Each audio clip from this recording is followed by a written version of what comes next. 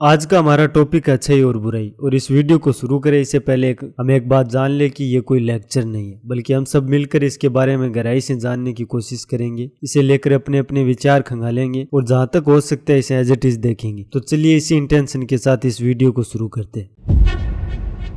अच्छाई और बुराई एक मोरल कंसेप्ट है जिसके बारे में हम सब ने बचपन से सुना है, कहानियों किस्सों में सुना है, किताबों में पढ़ा है। ये किसी न किसी रूप में हमेशा से हमारे जीवन का हिस्सा रहा है। दुनिया के हर कल्चर में इनका जिक्र है। थिंकर्स के बीच भी ये सदियों से फिलोसफिकल डिबेट का विषय रहा है और अंततः सभी इसी निष्कर्ष पर पहुंचे हैं कि एक अच्छे समाज के लिए जरूरी है। अच्छाई और बुराई ये दो शब्द जरूर है, पर बहुत से मायनों में ये दोनों एक ही है। दोनों एक दूसरे से कनेक्टेड है, एक दूसरे के होने का कारण है। जैसे प्रकाश के बिना अंधेरा नहीं है, दिन के बिना रात नहीं है, वैसे ये दोनों एक दूसरे पर निर्भर है। हमारे लिए अच्छाई और बुराई के अनेक मायने हैं, अलग अलग मतलब है। कोई इसे भगवान से जोड़कर देखता है तो कोई इसे स्वर्ग नरक से, और कोई इसे एक समाज के लिए मोरल कंसेप्ट की तरह देखता है। लेकिन ब्रह्मांड के संदर्भ में देखें तो अच्छाई और बुराई जैसा कुछ है ही नहीं। उसकी नजर में चंदन और बबूल में कोई फर्क नहीं है, लेकिन हमने इसे एक मतलब दे रखा है तो हमारे लिए इसका एक मतलब है, क्योंकि आफ्टर ऑल ये हमारे ही बारे में, हमारी अपनी सामाजिक सुरक्षा के बारे में। हर समाज में अपने समय के अनुसार कुछ ऐसे नियम होते हैं जो उस सुरक्षा को सुनिश्चित करते हैं,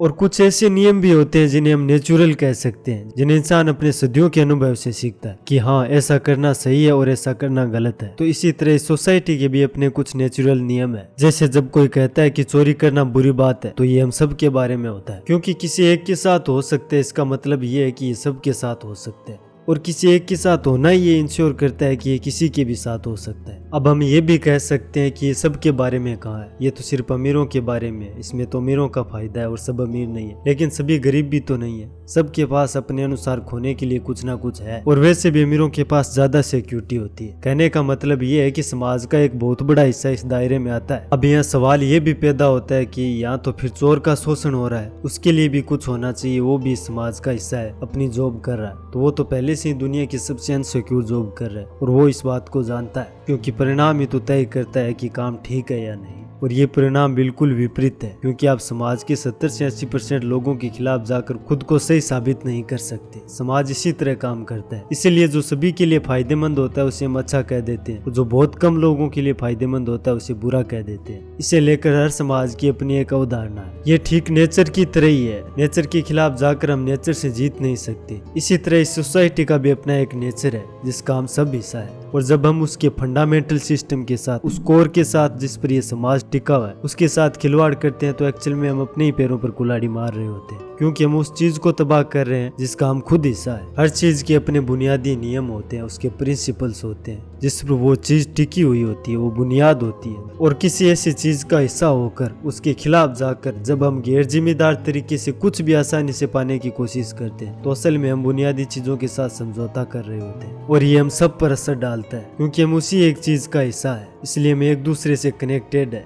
लेकिन इस जुड़ाव के प्रति हम इतने सजग नहीं है, हम इसे उस तरह फील नहीं कर पाते। हमें अपने परिवार तक का जुड़ाव तो समझ आता है, मॉम डैड भाई बहन, लेकिन सामाजिक जुड़ाव को उतना फील नहीं कर पाते। लेकिन इससे इसका महत्व खत्म नहीं हो जाता। समाज एक संयुक्त परिवार है और इसका महत्व हमारे अपने परिवार से रत्ती भर भी कम नहीं है, और अच्छाई बुराई जैसी चीजें इसी महत्व को बनाए रखती है। लेकिन हम इसे लेकर इतने सीरियस नहीं है, क्योंकि हमने ढंग से इसके बारे में सोचा नहीं है। हम इसके असली मतलब को नहीं जानते, इसकी जरूरत को नहीं समझते। और ऐसा क्यों है? क्योंकि ये चीजें हम पर थोपी गई है, हमारे अंदर ठूस दी गई है। बचपन से हमने अच्छाई और बुराई को लेकर जो कहानियां, जो चीजें हमें बताई गई है, हमने समाज में उसे उस तरह से नहीं पाया। हमें बताया कुछ और गया और समाज में हमने पाया कुछ और। हमारे अंडरस्टैंडिंग के लेवल पर जाकर किसी ने हमें इसकी जरूरत को नहीं समझाया, इसलिए वो तरीके हमारे लिए इतने ट्रांसपेरेंट नहीं थे कि इनकी जरूरत को अच्छे से समझ पाते। इसलिए हमने इन्हें या तो कंपलसरी के रूप में लिया, या हमारा कोई फेवरेट कैरेक्टर उस तरफ था इसलिए लिया। लेकिन हमने अच्छाई जैसी चीज को इसकी जरूरत को समझकर नहीं अपनाया। और जब बिना जरूरत को समझे, बिना उसके असली मतलब को जाने किसी चीज को अपनाते हैं, तो इस बात की बहुत ज्यादा संभावना रहती है कि आगे चलकर हम उसके साथ समझौते करने लगते हैं, क्योंकि वो हमारे लिए बोझ बन जाती है। फिर वो हर चीज में खटकता है कि बस यही है मेरे रास्ते का रोड़ा, ये ना होता तो मैं ये कर देता, वो कर देता। हम अपनी कमियों का सारा बोझ उसे एक चीज पर डाल देते हैं, क्योंकि हमने उस चीज को इस तरह अपनाया था कि उससे हमारी बहुत सी उम्मीदें जुड़ गई, और इस तरह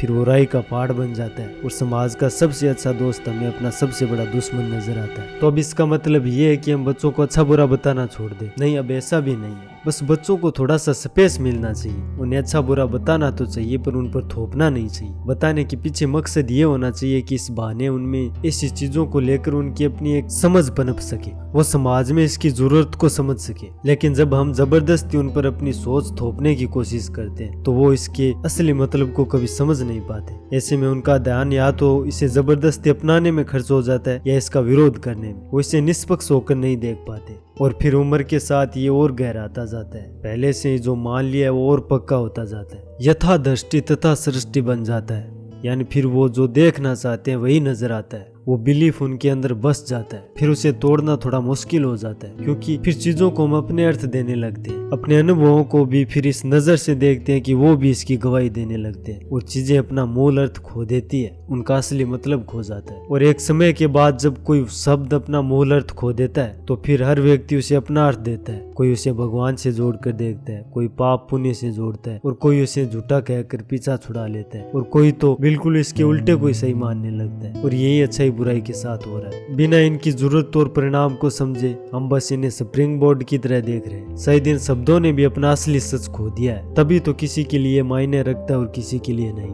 अगर नहीं खोया होता तो इन्हें लेकर हमारी सोच अलग अलग कैसे होती। हम सब एक बात पर सहमत होते, सच तो सच होता है। जैसे आग का सच है, पानी का सच है, हवा का सच है, ग्रेविटी का सच है। अब हम ये भी कह सकते हैं ग्रेविटी का सच तो पता हो या ना हो, वो तो वैसे ही काम करेगी जैसे कर रही है। तो अच्छाई बुराई भी तो अपना काम कर ही रही है। हम अपने समाज में देख सकते हैं कि कौन सी चीज समाज को बर्बाद कर रही है और कौन सी चीज सबके लिए ठीक है। बात बस इतनी सी है कि अच्छाई का असली मतलब, इसकी जरूरत हम सबको पता हो तो हम सब इस पर सहमत हो सकते हैं और ग्रेविटी के ज्ञान की तरह इसके अगेंस्ट जाकर अपना नुकसान नहीं करेंगे। हमें इस बात पर सहमत होना ही चाहिए कि अच्छा होना घाटे का सौदा नहीं है, बल्कि ये हम सब के लिए ठीक है और इसमें हम सब का सहयोग मायने रखता है, क्योंकि ये एक पूरे समाज के बारे में। ये दुनिया सच में एक जंगल है और हम सब एक सोशल ट्री पर बैठे। भले ही उसकी जड़ें काटने में हमें कुछ देर के लिए अपना फायदा नजर आ रहा हो, लेकिन गिरेंगे साथ में हम भी। अगर परिणाम भुगतने के लिए हम नहीं रहेंगे तो भी वो चीज तो रहेगी जिसे बचाने के लिए हम ये हरकत कर रहे हैं। आखिर कोई काम अपने परिणाम से कैसे बच सकता है? किसी कर्म का फल भले ही हमारे हाथ में नहीं होता पर वो होता जरूर है। अगर ऐसा ना होता तो प्रकाश से पेड़ की छांव ना बनती, हवा के टकराने से पत्ते ना हिलते या फिर अपने आप में हवा ही ना होती। वास्तव में ये दुनिया मृत्यु लोक से ज्यादा कर्म लोक है और ऐसे में जब हम एक पेड़ पर बैठे हो और हमारे हाथ में कर्म जैसी कुल्हाड़ी हो तो उसे पैरों पर तो छोड़ो, बिना जाने साइड में भी नहीं मारनी चाहिए। चलो इस वीडियो को एक फिलोसफी की लाइन के साथ खत्म करते हैं। वो लाइन है it's good to be good, यानी अच्छा होना अच्छा है। अब इस वीडियो को यही विराम देते हैं। आप सबसे बात करके बहुत मजा आया। आप जितना तो नहीं जानता पर जितना जानता हूँ अपनी बात आपके सामने रखी। आप भी अपने विचार कमेंट बॉक्स में लिखिए, मुझे इंतजार रहेगा। धन्यवाद। खुश रहिए, स्वस्थ रहिए और सीखते रहिए। धन्यवाद।